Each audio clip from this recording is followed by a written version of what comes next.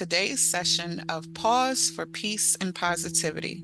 I'm so glad you're all here. Today, we're diving into a topic that touches all of us: protecting and strengthening your mental health. Whether you're here as a staff member, a volunteer, or a member of the PSS community, mental health is something that affects us all.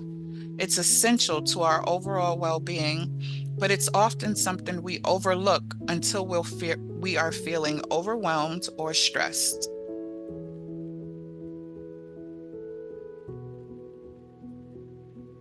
In today's session, we'll explore how to understand mental health, identify stressors and triggers, build a toolkit for mental wellness, and most importantly, seek support when needed. My hope for you today is that you leave feeling empowered, informed, and ready to take actionable steps to protect and nurture your mental health. So let's take a deep breath together and begin with an open mind and open heart as we explore the importance of mental well-being. Before we dive in, I want to give you a quick overview of what we'll be covering in today's session. We will focus on 4 main areas: understanding mental health, what it is and why it's important; identifying mental stressors and triggers, how external and internal factors can affect us; building a strong mental health toolkit, practical strategies for managing stress and maintaining mental wellness; and seeking support and breaking the stigma, how to reach out for help and create a supportive community around mental health. Let's get started by taking a deeper look at understanding mental health.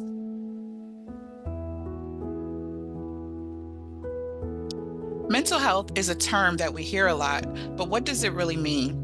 Mental health refers to our emotional, psychological, and social well-being. It affects how we think, feel, and behave in daily life. But mental health isn't the same as mental illness. Mental illness refers to diagnosable conditions like depression or anxiety, while mental health is more about how we handle life's challenges, relationships, and decisions on a daily basis. Why is protecting and strengthening mental health so important? Simply put, when we take care of our mental health, we're better equipped to deal with the stresses of life. We can make better decisions, manage our emotions, and build stronger, healthier relationships. Mental health is connected to everything we do: our productivity, our ability to cope with setbacks, and our overall happiness.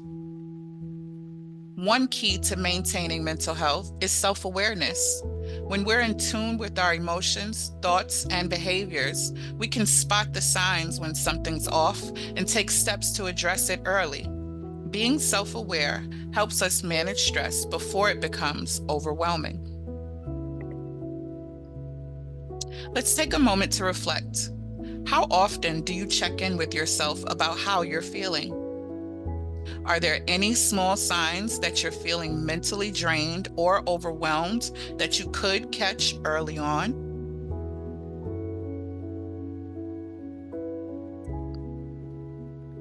Let's watch this brief video clip, Understanding Mental Health and Depression as You Age. Mental health is important to our overall well-being at any age. Older adults are at risk for developing depression due to medical conditions, loss of friends or family, changes in social supports, or unanticipated caregiving responsibilities. This can cause one to feel a reduced sense of purpose or feelings of loneliness and social isolation.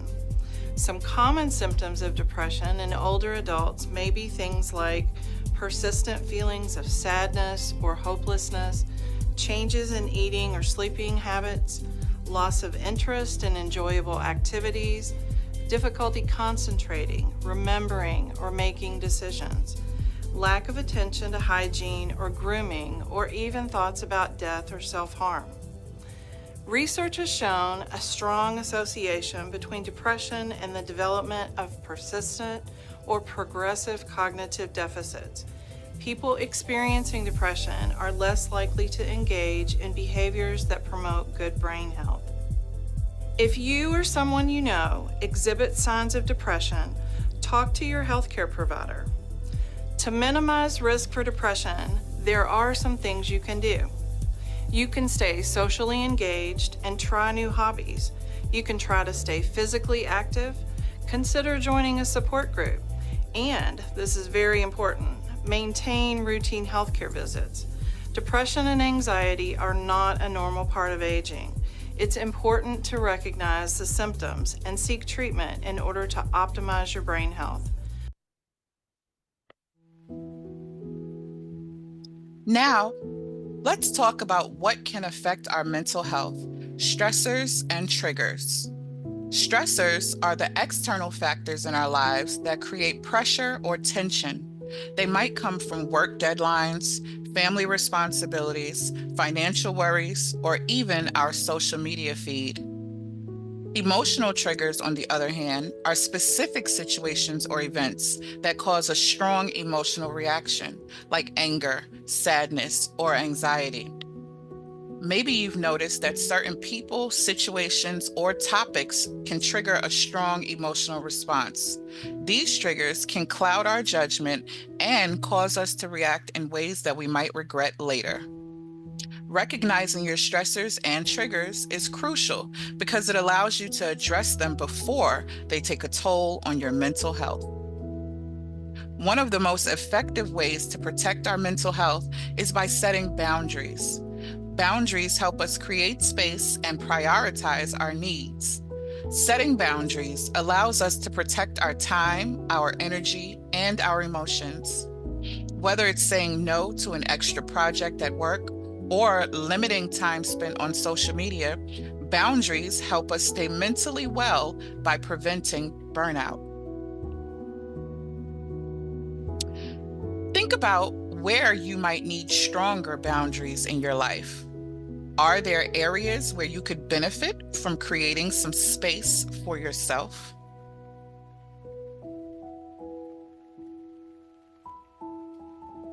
Let's watch this quick video together, identifying stressors and triggers. Stress is a normal part of everyone's life, and in our busy world, feelings of stress can originate from many different areas. If we worry about and fret over our stress, it can become harmful. But if we recognize it and manage, it can actually help us perform and improve. One essential tool to help you manage stress involves identifying the circumstances that lead you to feel this way.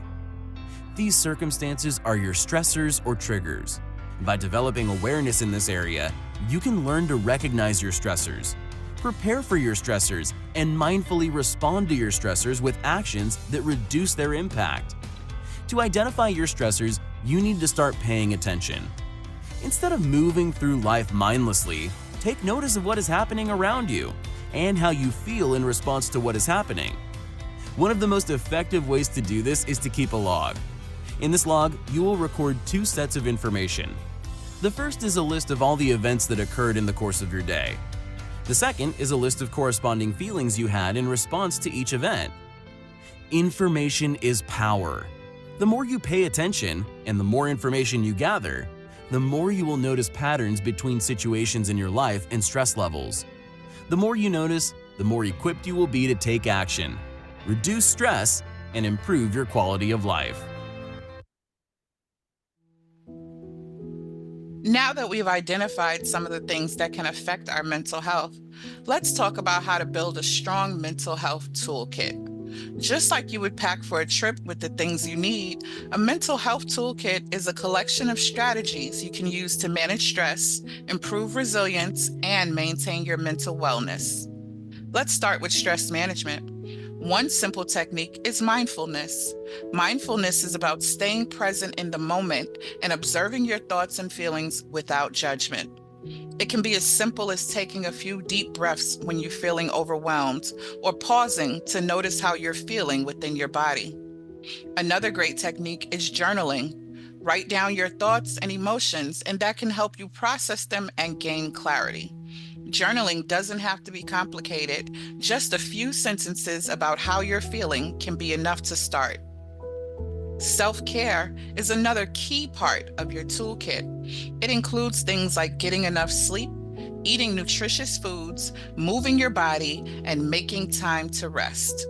Taking care of your physical health is closely tied to your mental health. Developing emotional resilience and positive coping strategies is an ongoing process, but by committing to these practices, you'll build the emotional strength that you need to handle life's challenges with grace. The goal is not to eliminate stress or pain, but to develop the ability to cope effectively and emerge stronger on the other side. With time, patience, and practice, emotional resilience will become a natural part of how you navigate the world. Let's take a moment now. What are some self-care practices that you already do? How might you build or expand your mental health toolkit to include new strategies for managing stress or enhancing your well-being?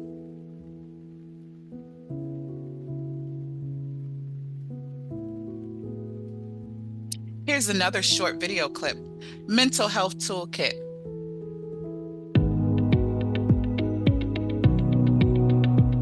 There are lots of different aspects that contribute to mental health and well-being, and I'd like to share a few of them with you today. Number one, let's think about moving your body. Not exercise, but moving your body, being active and vibrant, kind of like how kids are moving all the time.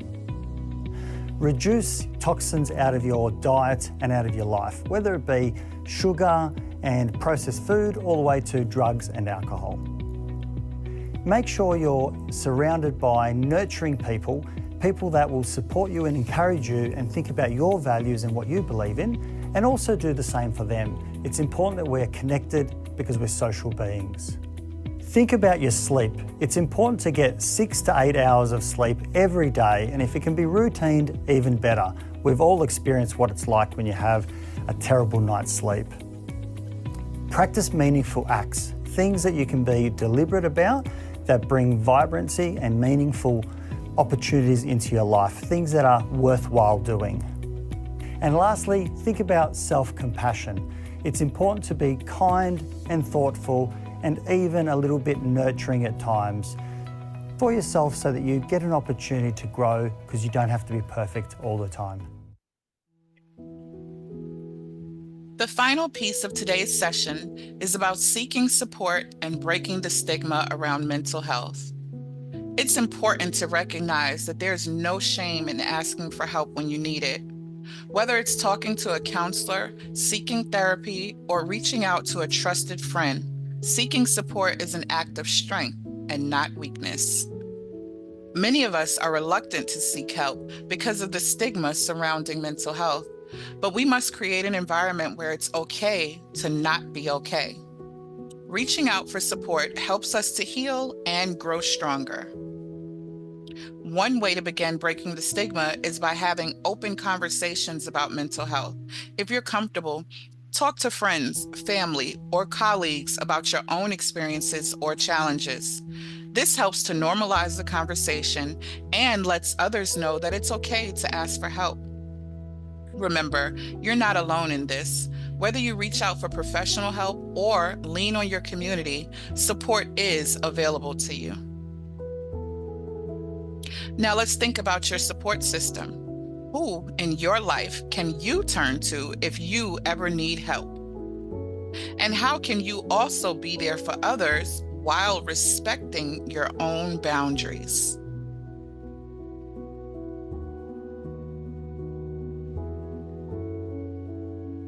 Let's watch this last video together, addressing the mental health stigma. So about 3/4 of all mental illness cases begin before the age of 24. And stigma is the #1 reason that people don't get help. 2 college students are trying to change that. There's a mental health crisis on college campuses, and friends Drew Palat and Jack Cornett are trying to help. They created a gamified app called Wellnest. Its goal, to tackle mental health issues through mindfulness in a fun way. So we think that if we can make mindfulness more fun and engaging, that it will help people actually start doing it so that they can start working on their mental health like they do their physical health. The two work with cognitive scientists to evolve the app's features. There are things like a mood check, a daily conversation, and voice journaling.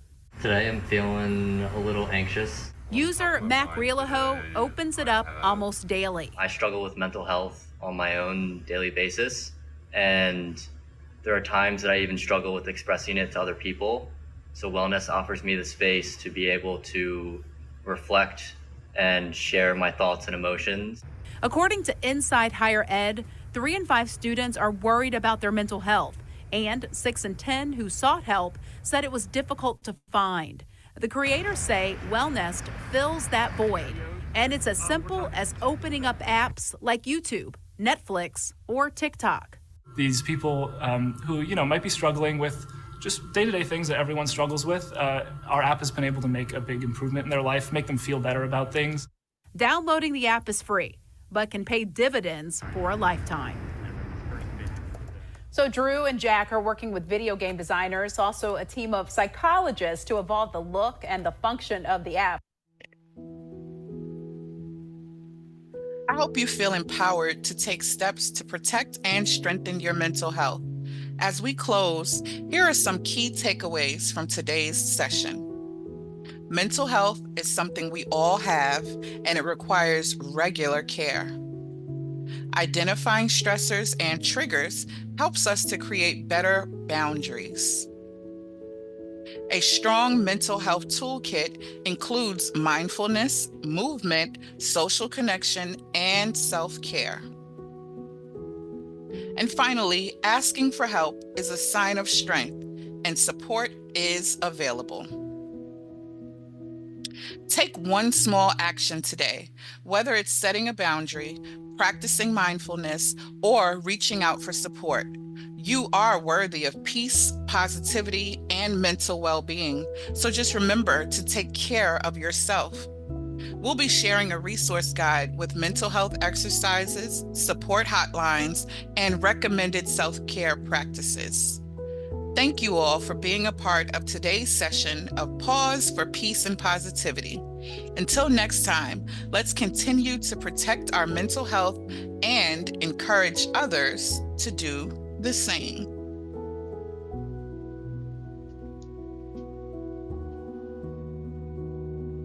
Mental health is a journey, and small, consistent actions make a big difference.